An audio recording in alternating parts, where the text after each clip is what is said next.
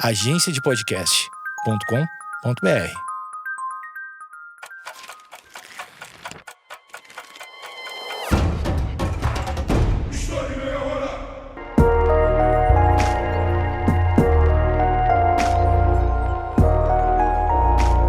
É possível tornar a cidade um lugar seguro para as pessoas, até onde a ausência do Estado pode abrir caminho para a criminalidade. Essas são apenas algumas perguntas que podemos nos fazer quando estudamos com mais atenção a história do Comando Vermelho, uma das principais facções criminosas de todo o Brasil. O meu objetivo com esse episódio é te dar todo um panorama não só da origem do Comando Vermelho, como também mostrar de que forma que a sua história está ligada à história do próprio Brasil. Como sempre, eu quero lembrá-los que eu uso fontes e autores confiáveis que você pode e deve consultar na descrição do episódio. Primeiramente, temos que entender o contexto que o Brasil vivia quando deu origem ao Comando Vermelho, o CV. O nascimento do CV não pode ser entendido sem que a gente olhe para o contexto da ditadura militar, que ocorreu entre 1964 a 1985. Nos anos 70, o regime endureceu o controle sobre a oposição política, mas também mantinha um sistema carcerário violento, onde presos comuns e presos políticos eram amontoados nas mesmas celas. Essa mistura, principalmente no Instituto Penal Cândido Mendes, localizado na Ilha Grande, em Angra dos Reis, no litoral do Rio de Janeiro, que inclusive é a cidade que eu nasci, minha cidade natal, foi o ponto de partida para a formação de uma das maiores facções do país. O presídio da Ilha Grande foi inaugurado ainda no início do século XX, e sempre foi conhecido pelas suas condições desumanas, como superlotação, violência diária e ausência total de políticas de ressocialização.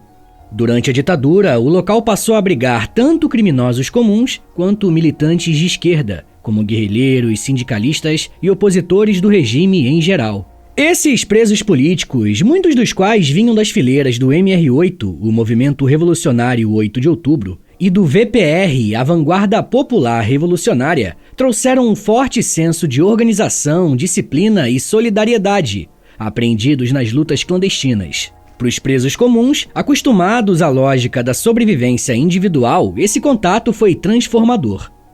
Os militantes políticos ensinaram noções de cooperação, autodefesa e resistência coletiva. Foi a partir dessa convivência que nasceu a chamada Falange Vermelha, um grupo embrionário do que mais tarde se tornaria o Comando Vermelho. Como bem explica a especialista em segurança pública Jaqueline Muniz, abre aspas, não é que os presos políticos de esquerda organizaram, ambos tinham uma coisa em comum, assalto a banco. Esses crimes eram considerados de segurança nacional, porque os grupos de resistência à ditadura assaltavam bancos para financiar a resistência política. Então, passou a ter um status especial na legislação, o que fazia com que os assaltantes convencionais de banco fossem para Ilha Grande. Fecha aspas.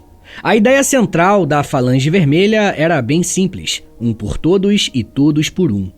O lema expressava tanto a necessidade de união contra a violência do sistema prisional, de solidariedade entre os marginalizados, ainda que de forma embrionária. É fundamental entender que, naquele momento, o Estado tratava os presos como inimigos.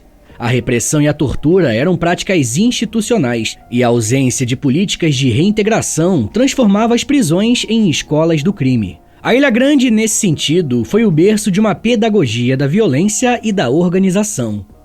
O que começou como um esforço de sobrevivência coletiva, acabou se convertendo pouco a pouco em um modelo de poder paralelo, que seria exportado para outras prisões e mais tarde para as favelas do Rio de Janeiro. Os anos 70 também foram um período de profundas transformações sociais e urbanas no nosso país.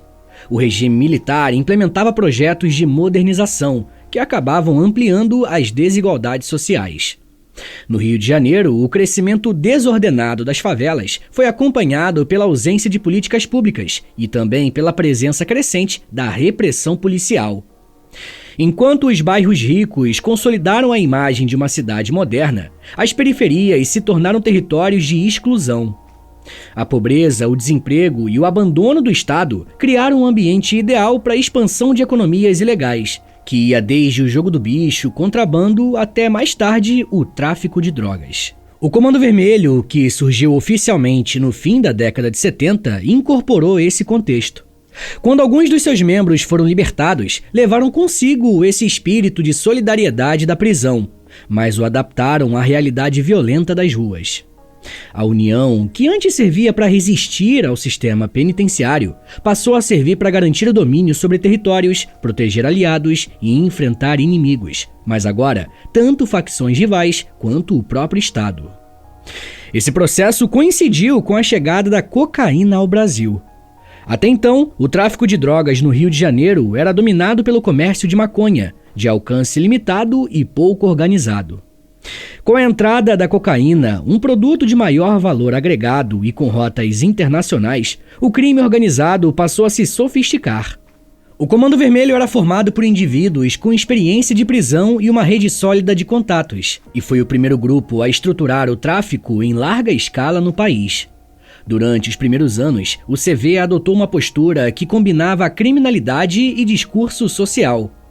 Muitos dos seus membros se apresentavam como defensores das comunidades, organizando festas, ajudando famílias carentes e punindo ladrões locais.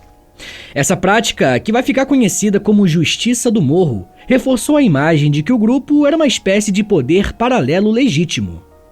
O controle do território não se baseava apenas na violência, mas também na construção de uma identidade coletiva. O traficante não era apenas o criminoso, era também o protetor da favela. A organização interna do Comando Vermelho combinava elementos aprendidos na prisão, como hierarquia, disciplina e lealdade. Tudo, claro, com a lógica empresarial do tráfico. Cada território era controlado por um gerente ou dono do morro, responsável pela venda e pela segurança local. Acima dele havia lideranças intermediárias, que faziam ponte com um comando central, formado por chefes que continuavam operando mesmo de dentro das penitenciárias. Essa estrutura, que é meio descentralizada, permitia que o CV sobrevivesse à prisão ou até à morte dos seus líderes.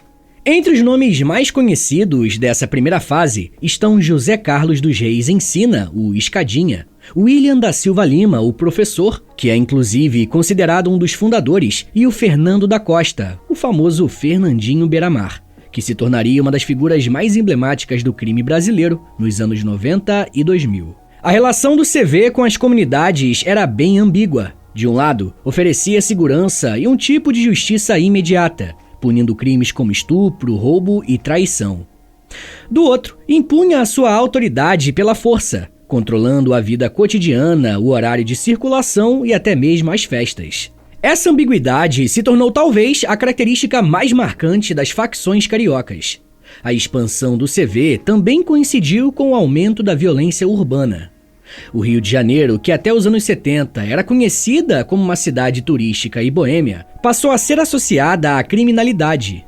As disputas por territórios entre o Comando Vermelho e grupos rivais transformaram as favelas em zonas de guerra. A resposta do Estado foi militarizada, com operações policiais cada vez mais violentas e ineficazes, que aumentavam o número de mortos sem resolver o problema estrutural. E sim, essas operações militarizadas, muitas vezes com intuitos políticos, acontecem desde o século XX até hoje.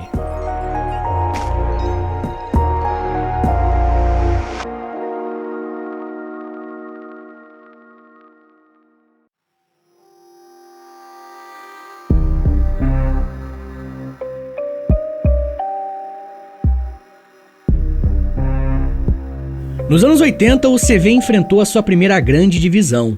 Parte dos integrantes, descontentes com o rumo tomado pela facção, fundou um outro grupo, conhecido como Terceiro Comando. Essa fragmentação marcou o início de uma série de conflitos internos e guerras territoriais que iriam durar por décadas. Mesmo assim, o Comando Vermelho se manteve dominante, controlando as principais rotas de drogas e mantendo influência dentro e fora das prisões. O poder simbólico do CV se consolidou também na cultura popular. Expressões como Vermelho é o Comando e Paz, Justiça e Liberdade circularam nas favelas como forma de identidade. A estética do grupo, marcada por armas, gírias e músicas, influenciou o funk carioca, que se tornaria um dos maiores veículos de expressão das periferias. Muitas letras exaltavam o poder do movimento e a lealdade entre os membros, refletindo tanto admiração quanto medo. E aqui tem um ponto importante. A ideia não é criminalizar o funk ou algo do tipo, mas apontar que, também na música, as ações do CV passaram a ser registradas. O tráfico de drogas que o CV ajudou a estruturar se tornou um fenômeno social e econômico de grandes proporções. Movimentando milhões de reais, o negócio ilegal passou a sustentar famílias inteiras nas comunidades. Para muitos jovens sem perspectiva do amanhã, ingressar no movimento era uma forma de ascensão social, ainda que pelo caminho do crime. Essa dinâmica complexa, na qual o tráfico cumpre um papel de empregador e provedor, explica por que o Comando Vermelho continua tendo apoio em alguns territórios até hoje. Ao final dos anos 80, o Comando Vermelho já havia deixado de ser apenas uma facção do Rio. Seus tentáculos alcançaram outros estados, especialmente no Norte e Nordeste, e começaram a se articular com o narcotráfico internacional. O Brasil, situado entre produtores andinos e o mercado consumidor europeu, se tornou uma rota estratégica, e o CV soube ocupar esse espaço. A expansão também trouxe novos desafios. O aumento da repressão policial e o fortalecimento de grupos rivais, como o Primeiro Comando da Capital, o PCC, surgido em São Paulo, colocaram o Comando Vermelho no centro de uma disputa nacional pelo controle do crime organizado. Ainda assim, a facção manteve a sua identidade original, a lealdade entre os membros, a disciplina herdada das prisões e a crença de uma espécie de código de honra. Lembra que eu falei que o Comando Vermelho se consolidou como uma organização complexa? As primeiras lideranças que ao longo do tempo foram presas e levadas para os presídios de segurança máxima continuaram comandando operações por meio de bilhetes, celulares e intermediários. Era para esses líderes que os gerentes ou donos do morro se reportavam. Esses gerentes, por sua vez, comandavam equipes de vapores ou vendedores, também de soldados que são encarregados da segurança, e os olheiros, que são os responsáveis pela vigilância e o aviso em caso de avanço policial. Dentro das prisões, o Comando Vermelho também mantém uma atuação firme. Os presídios brasileiros são tanto locais de punição quanto de articulação política do crime. As cadeias funcionam como centros de recrutamento e comunicação entre as diferentes células da facção. A convivência forçada, a superlotação e a ausência de controle efetivo do Estado criam um ambiente perfeito para a reprodução do poder criminoso. O domínio sobre determinadas alas ou pavilhões permite ao Comando Vermelho ditar regras, intermediar conflitos e manter uma imagem de autoridade perante os demais detentos.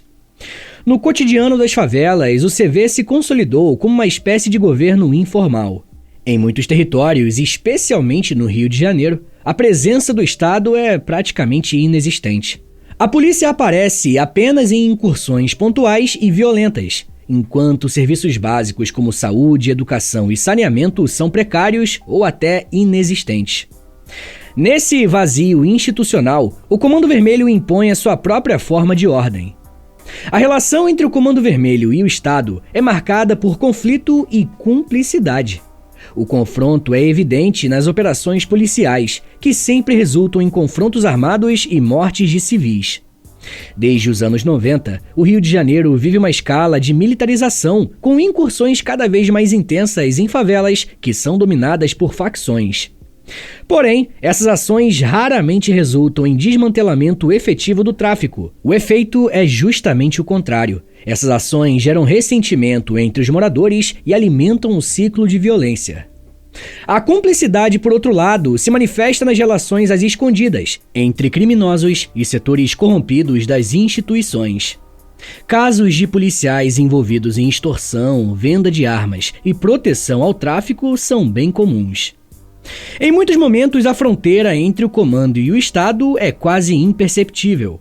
O sociólogo Luiz Eduardo Soares, em suas pesquisas sobre segurança pública, descreve o Rio de Janeiro como, abre aspas, um espaço onde o poder estatal e o poder criminoso coexistem e, por vezes, se confundem. Fecha aspas. A criação das unidades de polícia pacificadora, as famosas UPPs, em 2008, foi uma tentativa de retomar o controle das favelas, mas mostrou as contradições dessa política. Em algumas comunidades, a presença permanente da polícia reduziu tiroteios e deu sensação de segurança temporária. O problema é que, na prática, não foi assim que as coisas se desenrolaram. Os criminosos, inclusive muitos milicianos, conseguiram se impor como grupo hegemônico no Rio nas últimas décadas, reconfigurando o conjunto das relações entre os grupos criminosos armados. A repressão policial e a corrupção acabaram por reproduzir a mesma lógica de dominação. Sem investimentos sociais duradouros, as UPPs se tornaram projetos frágeis e, em muitos casos, acabaram sendo substituídas pelo retorno do controle das facções. O Comando Vermelho, ao longo das décadas, soube explorar as falhas do Estado. Cada vez que o governo investia em políticas de segurança de curto prazo, baseadas apenas na força, o CV se fortalecia. Sua estratégia sempre foi a de permanência. Enquanto o Estado entra e sai, a facção continua. Essa presença constante lhe confere uma legitimidade de fato em certos territórios, principalmente entre jovens que veem no tráfico uma forma de status, renda e pertencimento. Pessoal, eu já quero falar mais sobre o desenvolvimento do Comando Vermelho e dos seus braços. Mas me dá um minutinho aí, tá, gente, que daqui a pouco a gente volta. E eu falo um pouco mais sobre crimes, massacre, violência, mortes e cinema. Segura aí, que é um minutinho só.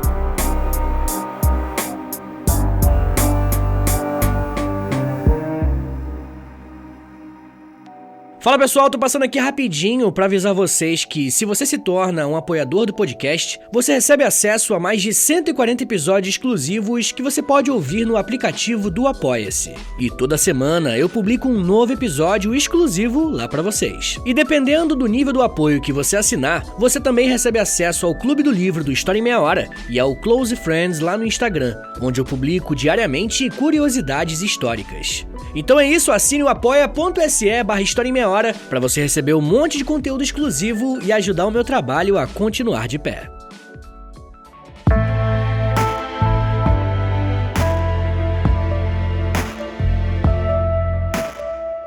Um dos meus objetivos com esse episódio é mostrar não só o quão antiga é a atuação de algumas facções criminosas, mas principalmente deixar claro como que se trata de um problema bem complexo. Por exemplo, o discurso simbólico do CV também tem um papel central na vida de algumas comunidades. O lema paz, justiça e liberdade, mesmo que na prática carregue muita violência, também traz um sentido político para muitos moradores das periferias. Ele apresenta a ideia de uma comunidade unida contra o abandono.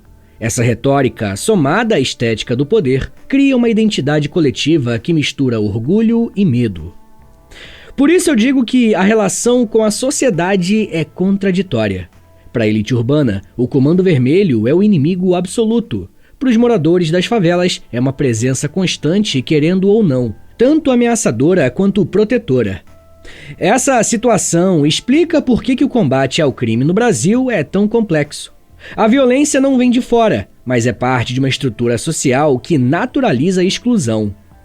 O Comando Vermelho sobrevive porque ocupa um espaço social deixado vazio, o espaço da cidadania negada. Essa presença ambígua alimenta também a cultura popular. Filmes como Cidade de Deus, de 2002, e Tropa de Elite, de 2007, retrataram o cotidiano das favelas e a presença das facções, ainda que de modo ficcional. A estética do bandido-herói, por sua vez, encontrou eco no funk proibidão, que muitas vezes exalta líderes do tráfico como figuras de resistência. Mesmo criticado por supostamente romantizar o crime, esse tipo de expressão é também uma forma de narrativa social, um modo de dizer que o poder real está onde o Estado não chega. A violência gerada pelo confronto entre o Comando Vermelho e o Estado transformou o Rio de Janeiro em um palco de guerra urbana.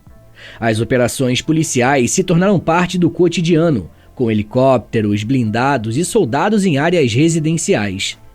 Essa militarização tem efeitos traumáticos com milhares de civis, muitos deles crianças e adolescentes, que são vítimas de balas perdidas. Por trás dessa dinâmica de violência existe um problema estrutural. A ausência de uma política de segurança pública integrada, a corrupção institucional e a desigualdade social acabam perpetuando o ciclo. O Comando Vermelho não é apenas uma organização criminosa, é também um produto desse sistema. Como eu já apontei, a trajetória do Comando Vermelho não pode ser contada sem considerar as suas rivalidades e alianças, que moldaram a geografia do crime organizado no Brasil. Desde os anos 80, o CV enfrentou sucessivas divisões internas e disputas por poder, tanto dentro das prisões quanto nas ruas. Após a criação do Terceiro Comando, no início dos anos 80, o novo comando se instalou em comunidades rivais e passou a disputar o controle do tráfico.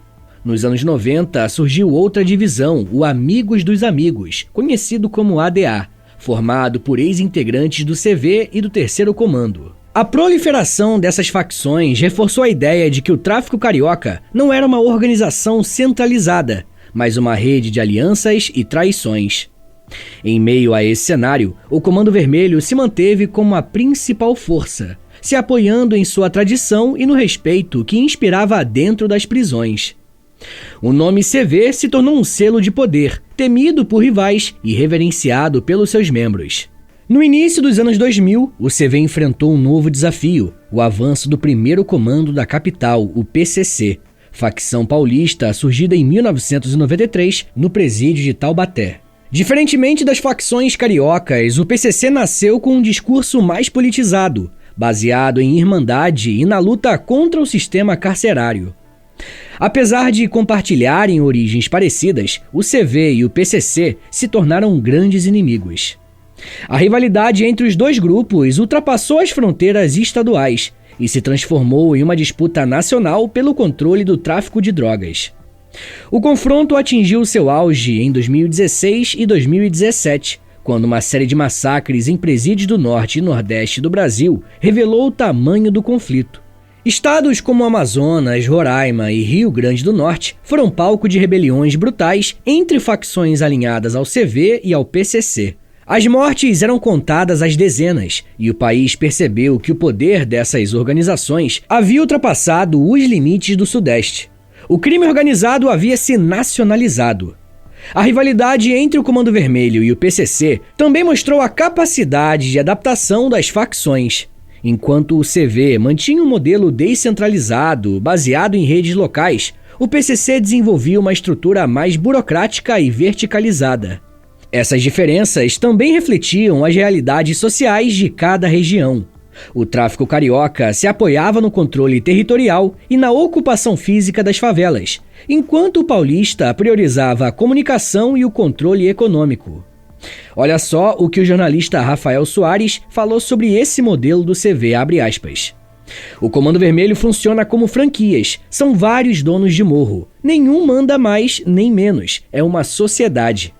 Foi isso que permitiu o Comando Vermelho a crescer nacionalmente. Essa ideologia de facção permitiu que chefes de outros estados inicialmente virassem parceiros comerciais em suas facções. Fecha aspas.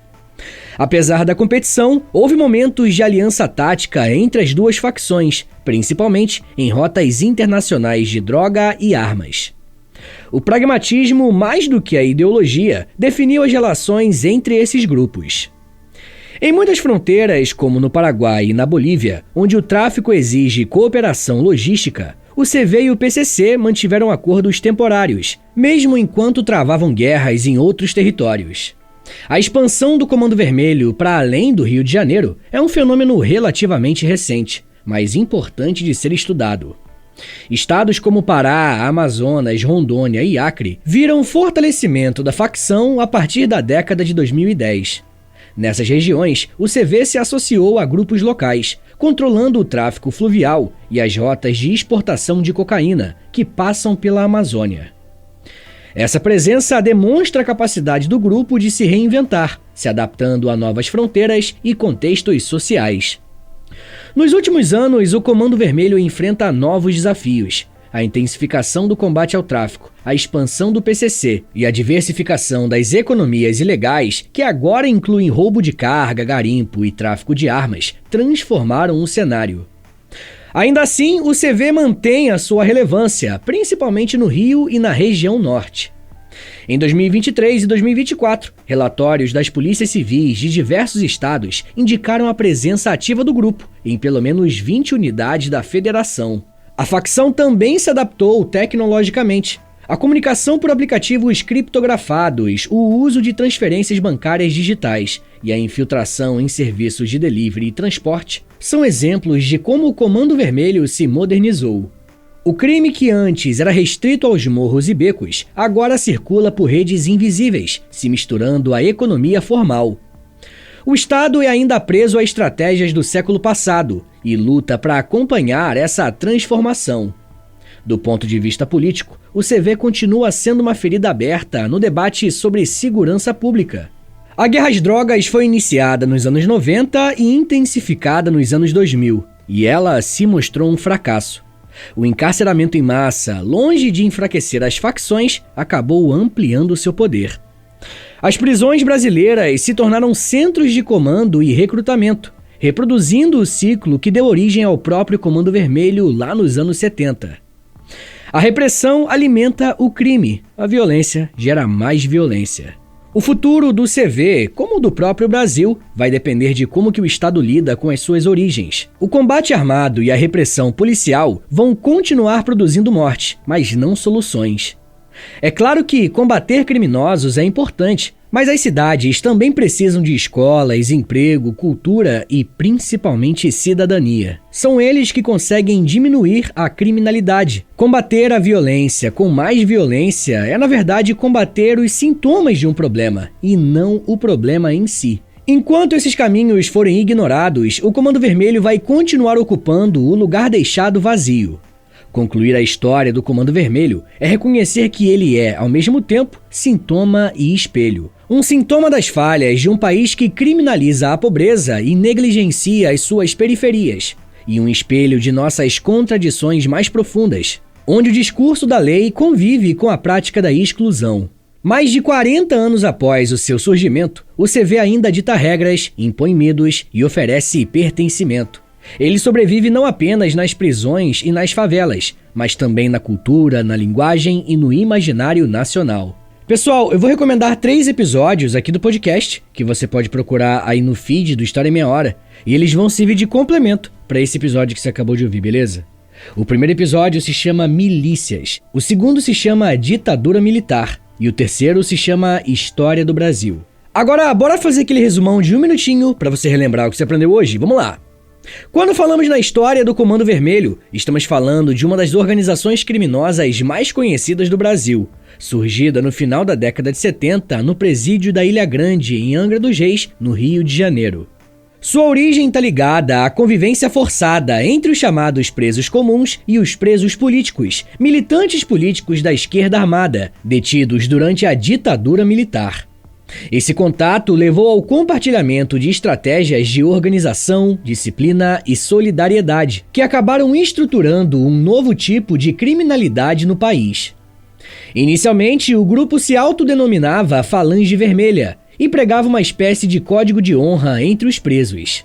Porém, ao longo dos anos 80, o movimento perdeu seu caráter ideológico e passou a atuar principalmente no tráfico de drogas, construindo uma rede de controle de favelas e pontos de venda.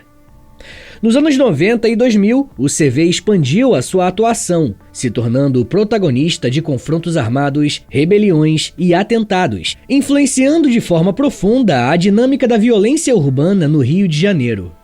O Comando Vermelho também se tornou uma referência para a formação de outras facções criminosas, como o PCC, consolidando um modelo de criminalidade altamente organizado, com forte poder territorial e influência social.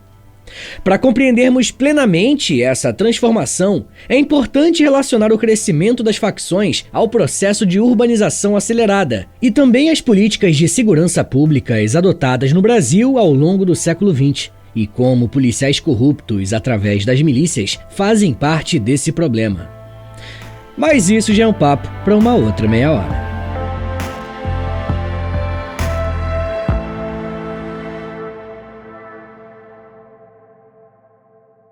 Senhores, muito obrigado por terem ouvido até aqui. Meu nome é Vitor Soares, eu sou professor de História e você acabou de ouvir o História em Meia Hora. Se você quiser ajudar o meu trabalho a continuar rolando e receber conteúdos exclusivos como recompensa, considere assinar a nossa campanha de financiamento coletivo, nosso Apoia-se. É apoia.se/História em Meia Hora, o link tá na descrição também. Com R$10 por mês você recebe episódios exclusivos, já tem quase 200 episódios lá no aplicativo do Apoia-se e toda semana você recebe mais um. Com R$20, além das recompensas recompensas anteriores, você também recebe acesso ao nosso Clube do Livro. E com R$30, além das recompensas que eu já falei, você recebe acesso ao meu Close Friends no Instagram, onde eu publico curiosidades históricas todos os dias. Se você tiver alguma dúvida em relação ao apoio, é só falar comigo através do meu e-mail, que também é o meu Pix. Então, se quiser dar uma força, anota aí. É historiaemmeiahora@gmail.com. Eu comecei um canal no YouTube recentemente, o nome é História com Prof. Vitor Soares. Eu tô postando vídeos de história lá, e toda sexta-feira tem um quadro que eu acho que você vai gostar, que é o História em 10 Minutos, que é basicamente História em meia hora, só que em vídeo e em 10 minutos, né? Mas além disso, no canal eu faço lives, posto shorts, enfim. Eu comecei agora a fazer um monte de coisa no YouTube também. Além disso, eu tenho um podcast de humor chamado Reinaldo Jaqueline, onde eu, Nicolas Queiroz e Príncipe Vidani, a gente apresenta uma espécie de programa de auditório sobre cinema, série, jogo de videogame, enfim. É bem diferente do História em Meia Hora, mas dá uma chance que eu acho que você vai gostar. Eu tenho 2 livros lançados, o primeiro é o livro do História em Meia Hora mesmo, e o segundo é um livro-jogo de história do Brasil chamado O Porão. O link pros dois está na descrição do episódio. Me siga nas redes sociais, no @Prof. Vitor Soares, pra acompanhar o meu trabalho, mas no dia a dia mesmo, tá bom? Então é isso, gente, muito obrigado, um beijo, até semana que vem! E valeu!